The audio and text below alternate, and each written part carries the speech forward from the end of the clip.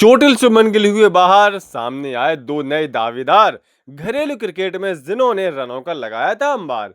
जी हां, भारतीय test team के कप्तान शुभमन गिल चोटिल हो गए हैं और इस वजह से वो वार्म अप मुकाबले में नहीं उतरे हैं। उनकी जगह पर केएल राहुल, जो कि टीम के उप कप्तान थे, उनको कप्तान बनाया गया है। यानी इस वार्म अप मुकाबले में केएल राहुल भारत की कप्तानी कर रहे हैं, शुभमन गिल नहीं खेल रहे हैं। आपको बता दें कि इस वार्म अप मुकाबले से पहले प्रैक्टिस सेशन के दौरान शुभमन गिल के हाथ में चोट लग गई थी। तस्वीरें और वीडियो भी वायरल हुए थे।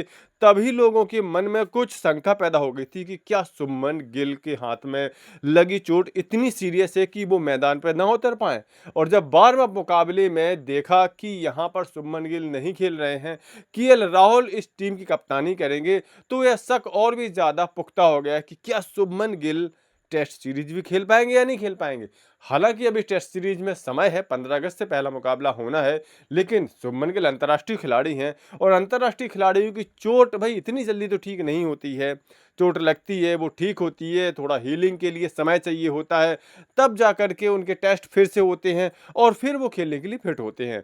तो ऐसे में अब सवाल खड़ा हो रहा है कि क्या शुभमन गिल की चोट इतनी ज़्यादा सीरियस है कि वो टेस्ट सीरीज बाहर हो सकते हैं।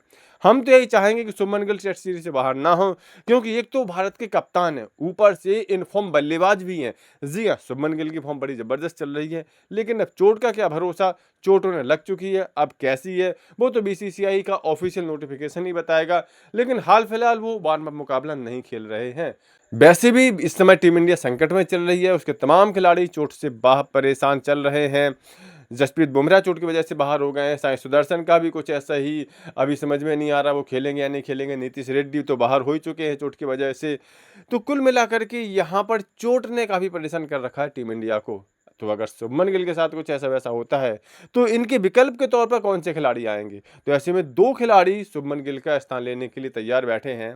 इनमें पहले खिलाड़ी तो हैं ऋतुराज गायकवाड़। जी हाँ, ऋतुराज गायकवाड़, जिन्होंने कि घरेलू स्तर पर अच्छा प्रदर्शन किया है और एक तरह से जो टीम इंडिया की स्टेपनी का काम करते हैं। जी हाँ, भाई ऋतुराज गायकवाड़ को बस बीसीसीआई ने स्टेपनी ही बना के रखा है।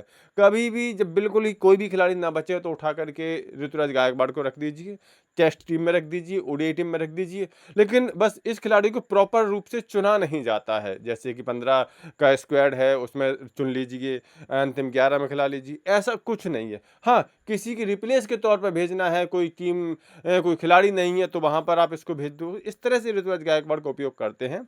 तो अगर यहाँ पर शुभमन गिल अगर चोट से बाहर होते हैं तो उनका बेस्ट जो ऑप्शन है वो ऋतुराज गायकवाड़ है, क्योंकि शुभमन गिल भी राइटी बल्लेबाज हैं, ऋतुराज गायकवाड़ भी राइटी बल्लेबाज हैं और ऋतुराज गायकवाड़ ने अपने आप को प्रूव भी किया है, कई मौकों पर किया है।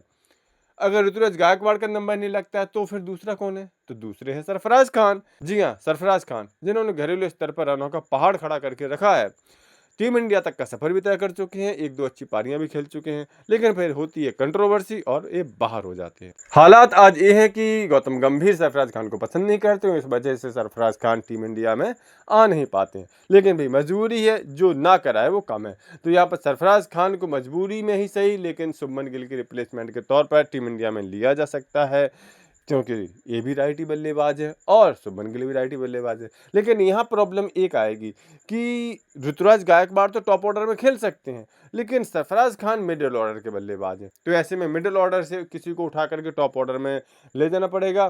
तो जैसे यशस्वी जायसवाल के साथ तो आपके केएल राहुल ओपनर हो गए। अब इसके बाद जो तीसरे नंबर के रहेंगे वहाँ साई सुदर्शन आ सकते हैं, नहीं तो देवदत्त पडिक्कल को आना पड़ेगा। अब नंबर 4 के लिए जहां सुमन गिल आते थे वहां पर किसी को लाना पड़ेगा। इसके बाद नंबर 5 पर आपके आ सकते हैं सरफराज खान। तो थोड़ा सा ऑर्डर चेंज करना पड़ेगा और बाकी तो ठीक है, सरफराज खान अच्छा खेलते हैं और यहाँ पर अच्छा प्रदर्शन कर सकते हैं। वैसे हम तो यही चाहेंगे कि चोट से वैसे भी टीम इंडिया परेशान है, कई खिलाड़ी बाहर हो गए हैं, शुभमन गिल बाहर ना हो जाए, नहीं तो आखिर क्या होगा फिर टीम इंडिया का। तो कुल मिलाकर के शुभमन गिल की चोट के बारे में आपकी क्या राय है। शुभमन गिल की रिप्लेसमेंट के तौर पर आप किसको देखते हैं, अपनी राय कमेंट करके जरूर दें। साथ ही साथ क्रिकेट के सभी खबरों के लिए cricket update YouTube channel subscribe जरूर कर लें। क्रिकेट अपडेट मैच के पहले भी, मैच के बाद भी।